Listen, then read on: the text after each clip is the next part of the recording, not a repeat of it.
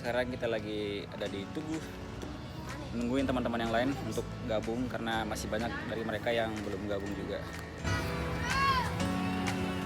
Anjay.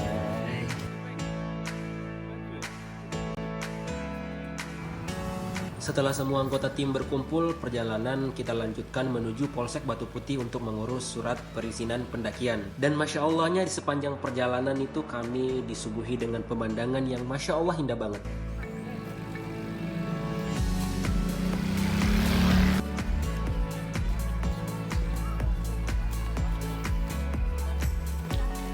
Oh iya, untuk urusan perizinannya kami dibantu sama Kak Yen, salah satu pendaki lokal yang ada di sekitar sini.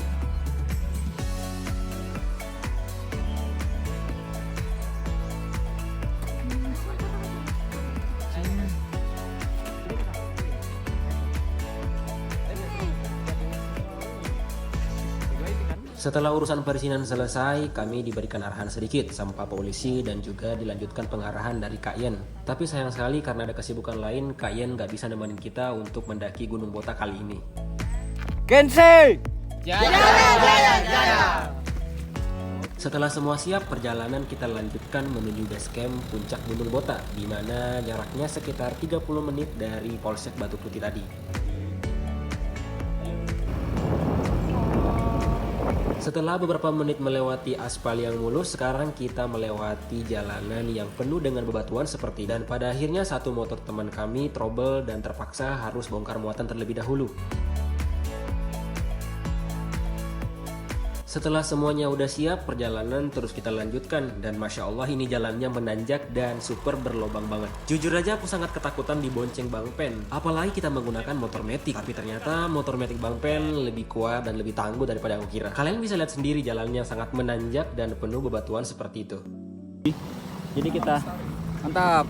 Tadi kita mulai Beberapa menit perjalanan dilanjutkan, terpaksa aku dan Bang Peng harus menggunakan mantel karena di sini posisinya tadi lagi gerimis dan akan hujan deras. Tapi syukurnya hujannya nggak begitu deras hingga kami telah sampai di pos 1 atau base camp Gunung Botak. Sekedar informasi, kami mendaki Gunung Botak ini tuh dalam kondisi cuaca lagi musim hujan. Jadi ya nggak salah kalau misalnya sering hujan di jalan.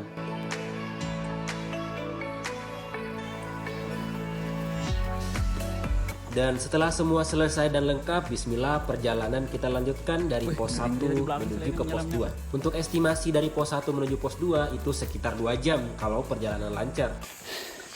perjalanan kita lanjutkan dari pos 1 ke pos 2. Untuk estimasinya sekitar 2 jam dari pos 1 ke pos 2.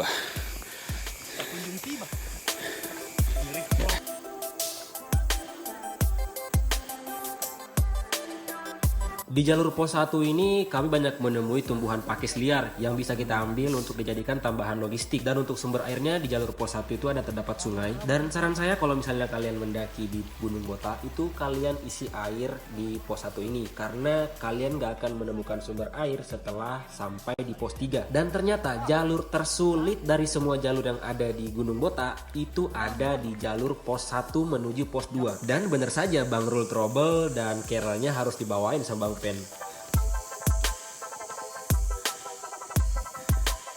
Bukan cuma Bang Rul yang kelelahan, kita semua kelelahan, termasuk aku juga. Terlebih lagi ini adalah pengalaman pertamaku mendaki gunung lebih dari 1000 mdpl. Di sepanjang jalur banyak tumbuhan liar yang aku temui, seperti kantung semar yang kecil ini.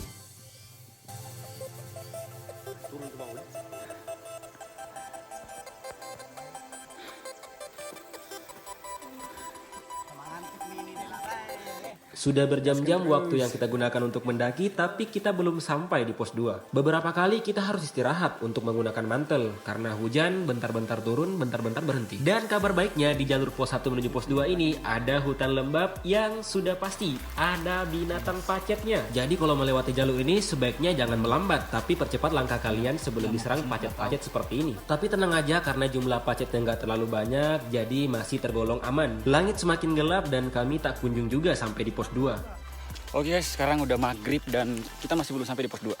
Masih perjalanan dari pos 1 ke pos 2.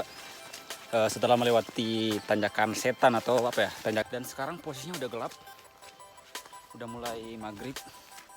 Jadi kita buru-buru untuk sampai di pos 2.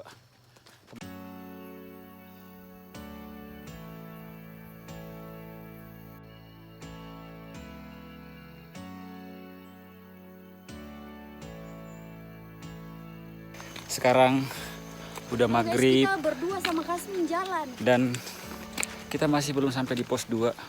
Dan posisinya sekarang udah maghrib, kabut udah mulai turun.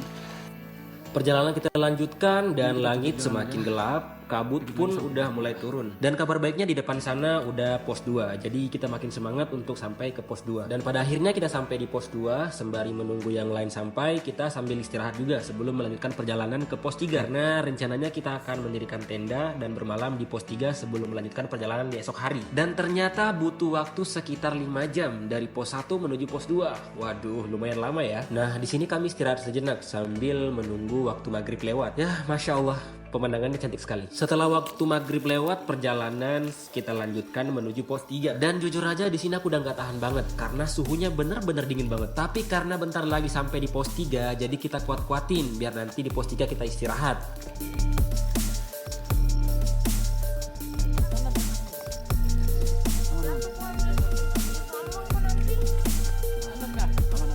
Setelah beberapa menit trekking, akhirnya kita sampai juga di pos 3 dan ini tenda udah didirikan.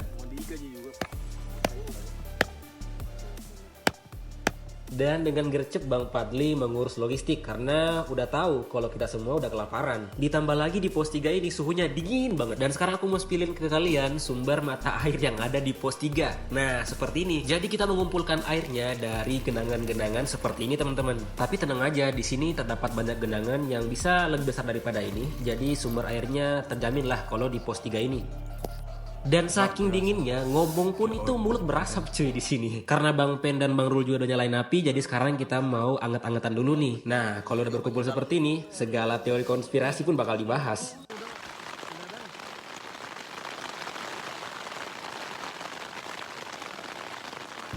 Ya, dan alhamdulillah sekarang sudah pagi dan tebak kita dibangunin sama apa nih? Kita dibangunin sama lebah-lebah yang super berisik banget. Tapi tenang aja, lebahnya nggak bakal nyengat kalau kita nggak ganggu mereka. Dan seperti ini suasana pagi di perkemahan kami di pos 3 ini. Waduh, Masya Allah indah banget guys. Dan ini tuh sejuk banget udaranya. Pokoknya kalau ada kesempatan kalian mendaki di Gunung Botak yang ada di Kecamatan Porehu, Kabupaten Kolaka Utara, dijamin gak bakal nyesel karena experience-nya seru banget. Oke, setelah menikmati pemandangan, sekarang kita isi perut dulu sebelum perjalanan kita lanjutkan menuju ke pos 4. Satu kata, dingin cuy.